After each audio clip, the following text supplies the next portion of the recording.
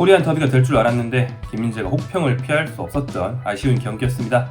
바이에른 뮌헨과 페이노르트와 바이에른 뮌헨 경기 현지 반응 살펴봅니다. 이 경기는 23일, 한국 시간 23일 제가 찍고 있는 오늘이죠. 오늘 새벽에 열린 경기였습니다. 네덜란드 로테르담의 페이노르트 스타디온에서 열렸고요. 유럽 축구연맹 챔피언스 리그 페이지 7라운드, 8라운드까지 있는데 7라운드니까 이제 끝나가는 거죠.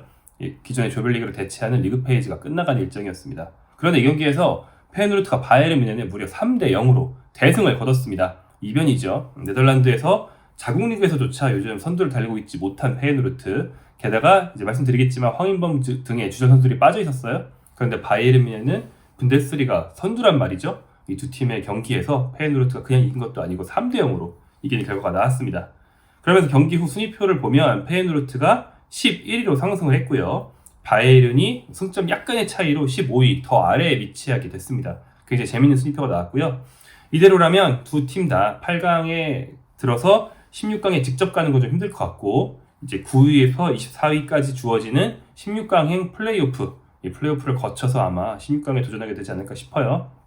그러니까 바이에른 뮌헨 입장에서는 16강에 못 가는 시나리오는 사실 굉장히 희박했어요. 이 다음 경기가 브라티슬라바라는 약팀과의 경기이기 때문에 그 팀은 거의 이긴다고 보면 되거든요. 그래서 페이노르트를 비롯해서 2승을 하고 8강 진입을 노린다가 이제 바이에른의 시나리오였을 텐데 거의 무산되는 분위기입니다. 그래서 두 경기가 늘어나게 됐죠. 플레이오프를 치러야 되니까요. 바이에른 입장에서는 약간의 탈락 확률이 생긴 것뿐 아니라 아마도 통과를 하겠지만 일정이 좀 험난해졌다, 경기 수가 늘었다라는 점에서도 불만이 가득할 만한 그런 경기 결과였습니다. 자, 경기 내용을 보면요. 먼저 페이노르트 측에서는 황인범이 결장을 했습니다. 지난 12월 초부터 근육 부상으로 빠져 있었는데 이번 경기를 목표로, 굉장히 중요한 경기다 보니까 좀 회복을 서두르었다는 얘기가 있었지만 결국엔 돌아오지 못하고요. 관중석에서 경기를 봤습니다. 바이에른이 조금 더 풀멤버에 가까웠고 페이노르트가 황인범뿐 외에도 익숙했던 주전 멤버들이 여러 빠져 있었기 때문에 사실 어려운 경기가 예상됐어요. 그런데 실제로 경기 내용이 페이노르트가 쉽진 않았습니다. 점유율 면에서 바이에른이 80%, 슛이 무려 30대 8, 유효슛이 6대 3, 이 슛에 AI로 보정치를 더한 요즘에 많이 쓰이는 스탯이죠. 기대득점에서는 바이에른이 2.8인데 페이노르트가 1.75. 페이노르트가 슛이 적은 거에 비해서 기대득점이 굉장히 높은 거지, 바이에른이 2.8이면 일단 기본적으로 공격진의 개인기량이 더 좋지 않습니까? 그러니까 결정력도 높을 거란 말이죠. 기대득점이 똑같아도 바이에른의 승격률이 높은 게 상식인데 기대득점에서 바이에른이 훨씬 높았다. 이거는 뭐 바이에른이 한 2골 내주더라도 4골 5골 넣고 이길 수 있는 그런 경기였던 거죠. 근데 실제로는 3대 0 페이노르트의 승리였습니다. 결국에는 바이에른이 못 넣고 못 막은 경기라고 할 수 있는데요. 페이노르트는 딱 두 가지였습니다. 정확히 한 가지죠. 공격수를 향한 속공, 이 원투리였거든요. 선발 공격수 산티아고 히메네스, 이 선수가 빅리그에서도 많은 팀들이 관심 받고 있는 선수인데 이날 바이에른 상대로 2골을 넣으면서 자신의 역량 확실히 보여줬고요. 그 다음에 우에다 아야세, 이 선수는 이제 일본 선수인데 히메네스가 없을 때 선발로 뛰고 또 히메네스가 있을 때는 벤치에서 조커로 많이 뛰는 그런 선수입니다. 우에다 아야세가 조커로 들어와서 역시나 본인의 장기인 침투를 통한 득점을 보여주면서 두 명의 공격수들의 침투, 마무리, 끝! 이렇게 끝나버린 경기였습니다. 정확히는 산티아고 히메네스 두 번째 골은 바이에른 측이 불필요한 페널티킥을 내줘서 받은 그런 페널티킥 득점이었기 때문에 산티아고 히메네스는 한 번의 침투, 두 번의 결정력, 이렇게 보여줬다고 하면 되겠네요. 김민재 선수의 스탯을 보겠습니다. 김민재 선수는 이날 풀타임을 뛰지 못했습니다. 60분 대 교체됐기 때문에 스탯에서 다른 경기들처럼 막 1위 이렇지는 않습니다. 볼터치 73회, 패스가 66회로 다른 날보다 좀 적었고요. 성공률은 94%. 근데 좀 재밌는 게 키패스가 3번 있었어요. 바이에른이 일방적으로 몰아치는 구도다 보니까 김민재가 올라가서 세트피스 상황에서 헤딩 패스를 해서 그걸 케인이 또 헤딩으로 받아서 슛을 하는 경우도 있었고요. 김민재가 상대의 공격을 끊으면서 바로 앞으로 질러주는 원터치 패스, 걷어내기인지 패스인지 구분이 되지 않는 김민재의 좀 의도성이 있는 걷어내기, 이게 김민재의 특기인데 이게 또 무시알라한테 연결되면서 무시알라가 바로 슛을 때려서 김민재의 키패스로 기록된 경우도 있었고요. 키패스를 3개, 무려 이 경기에서 2위, 제일 많은 선수가 4개였습니다. 2위나 기록하는 좀 재밌는 기록도 있었습니다. 공격 지역으로 찔러준 패스는 16회, 풀타임을 소화하지 못했음에도 불구하고 경기 3위였고요. 롱패스 3개 모두 성공. 이렇게 패스는 좋았어요. 근데 문제는 수비 행동이 사실 많지는 않았다. 가로채기 1번, 리커버리 3개 이렇게 있었고 헤딩으로 끊었든 태클을 했든 수비 행동이 많지 않았다. 이게 좀 아쉽고요. 결국에는 이 수비 행동 중에서 김민재의 평점을 결정적으로 깎아버리게 되는 그런 상황이 나오는데 상대의 산티아고 히메네스가 첫 번째 득점을 할 때 롱패스가 쭉 날아옵니다. 김민재가 끊지 못했죠. 김민재가 발을 뻗어서 끊어보려고 했는데 살짝 빗나갔고요. 김민재의 뒤로 빠져 들어간 히메네스를 그러면 이제 커버해야 되는 선수가 알폰소 데이비스인데 알폰소 데이비스의 접근도 늦었어요. 그러면서 이 두 선수의 귀책이 한 반반 정도 되는 그렇다 볼 수 있겠죠. 그런 실점 상황이 나왔습니다. 정확히는 막지 못한 노이어까지 한 3분의 1 정도 있다고 하면 되겠네요. 그래서 김민재가 조금 지분이 있는 그런 선제 실점을 내주면서 이 장면을 주목한 현지 매체들로부터 앞으로 보시겠지만 평점 폭탄을 맞게 됩니다. 뭐라고 할 수도 없고. 자, 수비 행동이 적었던 김민재, 우퍼메카노랑 비교해보면요. 김민재 리커버리가 3개였다고 말씀드렸죠. 우퍼메카노 14개였습니다. 이렇게 우퍼메카노가 좀 더 수비에서 돋보였다 보시면 되겠고요. 사실 페이누르트가 전방으로 롱패스조차 하지 못하고, 그러니까 보통은 상대팀이 웅크리고 있다가도 전방에 당시 공격수한테 공을 빵 차주면 김민재 그 선수랑 헤딩 경합을 하든 몸으로 밀든 하잖아요. 근데 그것조차 없었어요. 왜냐면 이제 전방에 있는 공격수가 침투형인 히메네스다 보니까 진짜 웅크리고만 있다가 히메네스한테 롱패스 한 번 날리는 게 다였거든요. 그래서 김민재가 뺏고 이럴 겨를이 없는 그런 경기이긴 했습니다. 그래서 김민재가 시선점이 좋아서 아예 페이누르트가 롱패스를 날리지 못하게 미연에 방대는 모습이 있었고, 우퍼메카노가 뚫린 뒤에 김민재가 커버를 해서 잘 끊어주는 그런 경우도 있었고, 없었던 건 아니에요. 하지만 결과적으로는 역시 수비수는 돋보이는 수비에서의 실패 하나가 평점을 확 깎는다는 걸 이날도 볼 수 있었습니다. AI 평점 먼저 보면요. 풋몹은 김민재 6.9점 줬는데요. 제가 앞에서 안 좋은 얘기 줄줄 했는데 그거는 현지 매체들이 그렇게 줬다는 거고, 사실 평점 보면 6.9니까 보통이죠? 그렇게 낮지 않습니다. 패스 많이 했고, 그 다음에 수비 상황에서 김민재의 실책으로 이제 AA가 기록한 그런 상황이 없었어요. 그렇기 때문에 6.9로 보통 평점 받았고요. 김민재보다 낮은 선발 멤버가 4명, 5명이라는 것만 봐도 김민재는 중간이라는 걸 알 수 있습니다. 무려 노이어가 4.9예요. 4.9. 상대 UCC 3개였는데 3개 다 먹었습니다. 선방 0회, 슛 3개, 실점 3개. 이런 골키퍼는 어쩔 수가 없죠. 4.9를 받았고요. 반대로 이제 우퍼메카노는 풋몹은 조금 기록이 좋으면 엄청 잘 주는 경향이 있죠. 근데 이제 그래서 우퍼메카노는 8.5로 3골을 먹은 팀의 풀타임 수비수인데 8.5. 굉장히 높은 점수 받았습니다. 평점이 너를 뛴다고 할 수 있죠. 후스코어들을 보면 김민재 6.2였습니다. 여기도 김민재보다 낮은 선수가 4명이나 되고 동점이 2명이 되니까 김민재가 중위권이었다. 왜냐면 원흉은 아니었다. 이렇게 보실 수 있는 거죠. 케인이 보시면 김민재보다 좀 낮은 경향 보실 수 있는데요. 앞으로 쭉 나오겠지만 케인은 이날 굉장히 팀 내 하위권이 평점을 받았습니다. 그러면서 케인이 평점만 낮은 게 아니고 이 선수가 이렇게 계속 낮으면 안 되는데, 이 선수가 이렇게 골을 못 넣으면 안 되는데 라는 현지의 우려까지 생기고 있는 모습이죠. 자, 현지 평점 보겠습니다. 지역지 TZ의 평점을 보면요. 김민재 역시 5점을 받았습니다. 역시라고 한 건 사실 예상할 수 있죠. 수비수가 이렇게 수비 실책이나 본인의 이제 지분이 좀 있는 실점 하나 나오면 한 4, 5 딱딱 떨어집니다. 어쩔 수 없어요. TZ 같은 경우에는 그래서 김민재를 좀 분석적으로 보려고 노력을 하는 매체입니다. 좋은 말도 있어요. 뭐라고 했는지 보죠. 영리한 위치 선정을 통해 상대의 역습을 몇 번 방지했다. 그러다 선제골 허용 상황에서는 좋은 모습이 아니었다. 그러니까 수비수가 좋은 모습도 있고 나쁜 모습도 있고 이런 경기면 3실점하고 진 경기에서 5점 받아야지 어쩌겠노? 약간 이런 류의 톤이에요. 그래서 그게 마냥 나쁘게 보는 건 아니다 볼 수 있습니다. 그래서 노이어는 4, 라이머가 4, 우퍼메카노와 김민재 듀오가 모두 5고요. 알폰소 데이비스도 5입니다. 그리고 미드필더 공격 중에서도 3 이상이 없어요. 좋은 평점이 2, 1이고 중간이 3, 4, 5가 나쁜 거 아닙니까? 근데 4, 5 폭탄입니다. 5는 이제 공격 쪽에서는 올리세, 케인, 많이 날려먹은 이 듀오가 5를 받았고요. 그 다음에 하파엘 게헤이루가 알폰소 데이비스의 부상 이후로 일찍 교체 투입이 됐거든요. 이 선수 6입니다. 6도 있었네요. 5까지 있는 게 아니었네요. 자, 게헤이루에 대해서 이렇게 말을 했습니다. 짧아요. 교체 투입되자마자 멍청한 파울로 펜널티킥 내줌. 그래서 6입니다. 이 말 그대로 사실 상대의 두 번째 득점 기회 때는 바이에른이 잘 막을 수 있었거든요. 엄청나게 빠른 속공이었고 코너킥 이후 속공이었기 때문에 코너킥 때 깊숙하게 올라가 있던 김민재, 오퍼메카노가 둘 다 못 내려왔어요. 그래서 뒤쪽에서 그 역습 대비하는 좀 더 키 작은 선수들이 막아야만 했거든요. 근데 어찌어찌 막았습니다. 그래서 다 됐다 싶었는데 상대를 바깥으로 밀어내는 중에 게헤이루가 뒤에서 밀어가지고 상대 선수를 넘어뜨려서 펠티킥을 줬거든요. 그래서 사실 이건 온전한 게헤이루의 실책이 맞긴 합니다.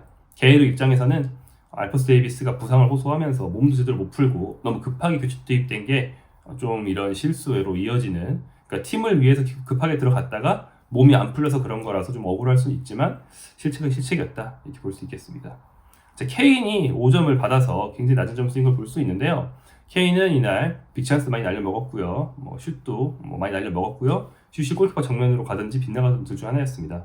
그래서 사실 케인에 대한 우려가 커지고 있어요. 지난 11월 이후로 필드골이 11월 경기에서 마지막으로 하나 넣은 뒤에 없다고 말씀드렸죠. 득점은 계속 쌓아가고 있고 분데스리가 득점 1위라서 사실 득점력 빈곤이 가려지고 있지만 최근에는 다 페널티킥밖에 못 넣었습니다. 이 점이 좀 우려를 사고 있는데요. 케인에 대해서 이렇게 얘기하는 TZ입니다. 2025년의 케인은 원래 경기력을 되찾기 위해 노력 중이다. 전반전에는 결정적인 기회가 날렸다. 공격 일변도였던 경기에서 결정력을 잃은 모습이었다.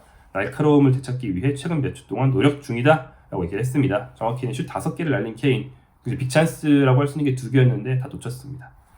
그 다음 슈포르트로 가보겠습니다. 슈포르트 역시 김민재에게는 평점 5점을 줬습니다. 비슷한 얘기입니다. 뭐라고 했는지 보면요, 경기 초반 상대 수비수 스말의 롱패스를 잡아내지 못해 0대1 실점에 빌미를 줬다.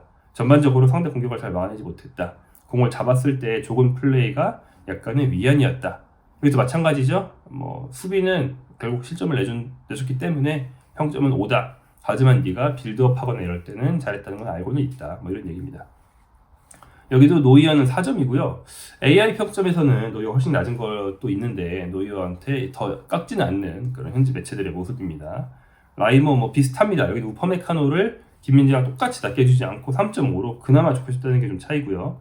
5점을 받은 선수는 김민재, 데이비스, 케인, 아까 말씀드린 것처럼 이만큼 있습니다. 그리고 게헤이루는 5.5입니다. 게헤이루 불쌍할 정도네요.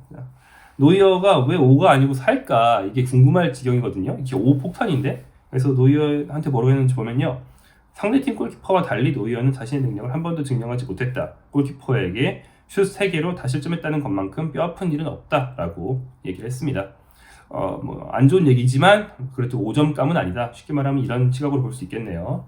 노이어는 전반기에도 선방이 너무 없어서 우려를 좀 산 바가 있거든요. 그럴 때 몇 개의 선방으로 아닌데 나 선방할 수 있는데 라고 좀 증명을 한 경기들도 있긴 하지만 시즌 전반적으로 놓고 볼 때는 굉장히 방어력이 떨어진 그런 모습 부인할 수 없습니다. 전방으로 뛰어나와서 수비하는 거는 여전히 노이어가 굉장히 잘합니다. 예전만큼 빠르지 않아도 잘해요. 빌드업도 잘하고요. 근데 결정적으로 이제 순발력의 감퇴로 인해서 선방률이 떨어지고 있다는 거, 노이어의 문제라는 거 좀 팀이 인지를 해야겠죠. 그럼에도 불구하고 바이에른은 노이어에게 1년 재계약을 제안하고 1년 더 노이어로 버틴 뒤에 내년 여름에나 새 골키퍼로 바꿀 생각이라고 하니까 김민재가 바이에른의 다음 시즌도 있다면 결국엔 노이어랑 호흡을 또 맞춰야만 합니다. 노이어가 좀 회춘해서 반사신경을 원래 실력을 되찾아 주기를 바랄 뿐입니다. 데이비스도 여기서는 김민재와 함께 굉장히 나쁜 평가를 받았는데 이렇게 얘기를 합니다. 자기 진영에서 너무 쉽게 공을 잃어버리면서 불안하기 시작했다. 히메네스에게 첫 실점을 내줄 때 붙는 게 너무 늦었다. 공격 시에도 이빨 빠진 모습이었고 일찍 부상으로 교체돼야 했다. 이 얘기뿐 아니라 보면 AI 평점도 그렇고 현지 매체들 평점도 그렇고 양쪽 풀백이 대체로 낮습니다. 이날 풀백들이 공수 장면에서 좀 아쉬웠던 게 맞고요. 그래서 데이비스는 부상으로 빠지긴 했지만 게헤이루가 들어온 뒤에 수비 실책이 있었죠. 공격 약했죠. 그 다음에 콩라트 라이머는 공격력이 너무 아쉬우니까 나중에 키미히를 라이트백으로 옮기고 미드필더를 투입하는 모습을 볼 수 있었거든요. 좌우 측면 풀백의 공격 가담이 좀 위력을 발휘하지 못했다는 점에서 점유율이 80%인 팀이 풀백 공격력이 약하다? 이거는 너무나 큰 문제죠. 그래서 바이에른이 이날 좀 공격이 답답했던 점에는, 많은 슛에도 불구하고 좀 답답했던 점에는 풀백들이 기대만큼 해주지 못한 게 영향이 좀 있었다. 부인할 수 없는 사실입니다. 미드필더 고레츠카 여기 4.5를 받았는데, 고레츠카는 원래 선발 미드필더로 뛰다가 김민재가 교체 아웃된 뒤에 센터백으로 내려갔습니다. 이렇게 좀 나름대로 헌신적으로 뛰어준 선수한테도 평점이 대체로 낮아요. 왜 그러냐 봤더니 이렇게 얘기를 합니다. 상대 페널티 지역으로 침투한 타이밍은 좋았고 헤딩 슛기도 만들어냈다. 하지만 성과가 없었다. 또 수비수로 위치를 바꾼 뒤 너무 자주 속았고 세 번째 실점을 내줄 때 넘어지면서 돌파당했다. 이 얘기 그대로 아무래도 좀 태클을 하고 몸으로 박치기 하고 이런 원래 미드필더의 수비 성향이 있는 선수다 보니까 김민재가 빠진 뒤에 센터백을 대신 맡았을 때 상대의 세 번째 득점 상황에서 너무 쉽게 슬라이딩 태클을 시도했다가 돌파당하는, 그게 이제 실점으로 이어지는 모습이 있었습니다. 마이클 올리세도 대체로 다 낮은 평점 받고 있는데요. 올리세는 슛을 4개 했는데 유효슛도 없었어요. 그중에 빅찬스 2개 놓쳤고요. 올리세에 대해서는 영리한 패스를 상대 수비 사이로 찔러 넣을 때도 있었지만 페널티 지역에 들어갔을 때 판단력이 부족했다. 동료에게 전달된 크로스가 하나도 없었다. 라면서 올리세라면 이 팀의 윙어 중에 제일 믿음직한 선수라면 어시든 골이든 해줬어야 되는데 너무 부정확했다라는 점을 문제삼고 있습니다. 슈폭스입니다. 슈폭스는 김민재한테 또 5점 줬고요. 비슷한 얘기입니다. 다 달글 필요 없을 것 같고요. 히메네스의 선제골 상황에서 막지 못했다는 점, 그리고 추가로 이 매체는 자신감이 부족해 보였다라는 인상도 적고 있네요. 여기는 김민재와 더불어서 케인, 게헤이로 이렇게 3명만 5점을 받았어요. 케인이 김민재와 더불어 팀 내 최저급의 평점을 계속 받고 있다는 걸 알 수 있습니다. 케인한테 한 말이 좀 인상적인데요. 케인의 경기력이 여전히 미스테리다 라고 얘기를 했습니다. 그러니까 이해할 수 없다라는 얘기죠. 얼마나 큰 걱정을 하고 있는지, 케인이 골을 못 넣는 게 바이에른에서 얼마나 큰 문제인지 이 미스테리다라는 한 단어에 잘 표현되어 있는 것 같습니다. 계속 후방으로 밀려 내려가기만 하면서 어려운 경기를 했다. 42분에 공을 고작 5번째 잡았는데 이 기회를 넣었어야 했고 후반전에 더 많은 득점 기회를 놓쳤다. 7경기째 필드골이 없다라고 케인이 골을 못 넣고 있는 게 바이에른의 굉장히 큰 문제점임을 거푸 지적하고 있습니다. 자, 이렇게 이 경기는 김민재가 혼자 못했다고 보지 않는 걸 평점 보셔도 알 수 있죠. 다른 선수들이 막 2-3 봤는데 김민재만 5로 억가를 당한 게 아니고 페널티 원정에서 3대0으로 졌는데 당연히 5 폭탄이 나오지 않겠습니까? 그런 경기에서 김민재도 같이 5를 받았다 이렇게 보시면 되겠습니다. 특히 현지 평가에서는 대체로 4로 덜 나쁜 평점을 줬지만 노이어가 막지 못한다, 케인이 넣지 못한다. 이 두 가지 문제가 정말 큽니다. 상대 골키퍼 베일로는 이날 공식 최우수 선수로 선정이 됐어요. 바이에른의 이유신 6개를 다 막았거든요. 그래서 결국에는 선방을 하고 안 좋은 기회에서도 득점을 할 수 있고 공격수와 골키퍼가 좋으면 팀은 경기력이 안 좋아도 승리하기 마련이죠. 이날 바이에른은 경기 지배는 다 해놓고 이 두 가지 요소의 부재로 패배를 했습니다. 콤파니 감독은 케인 개인적으로 본인 컨디션을 끌어올리고 득점력을 올릴 필요도 있지만 케인이 자꾸 밀려 내려오는 현상, 케인이 문전에서 편한 상황에서 슛을 못하는 현상을 막기 위해서 뭔가 좀 조치를 취해야 될 것 같아요. 케인이 논스톱으로 발만 댄다거나 헤딩 슛을 딱 때린다거나 이런 장면이 시즌 초에 잘 안 나오고요.